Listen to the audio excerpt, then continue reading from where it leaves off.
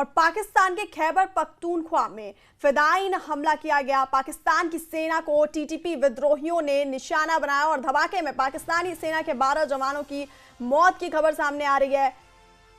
खैबर पख्तूनख्वा में ये फिदायीन हमला किया गया और पाकिस्तान की सेना को टीटीपी विद्रोहियों ने निशाना बनाया और धमाके में पाकिस्तानी सेना के 12 जवानों की मौत की खबर सामने आ रही है।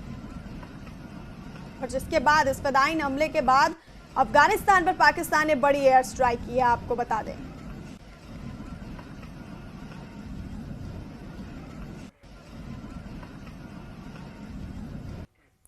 और पाकिस्तान के खैबर पख्तूनख्वा में फिदायीन हमला किया गया। पाकिस्तान की सेना को टीटीपी विद्रोहियों ने निशाना बनाया और धमाके में पाकिस्तानी सेना के 12 जवानों की मौत की खबर सामने आ रही है।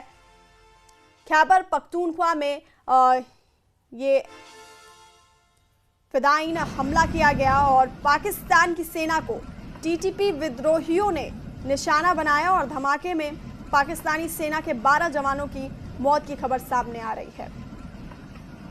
और जिसके बाद इस फिदायीन हमले के बाद अफगानिस्तान पर पाकिस्तान ने बड़ी एयर स्ट्राइक की है, आपको बता दें।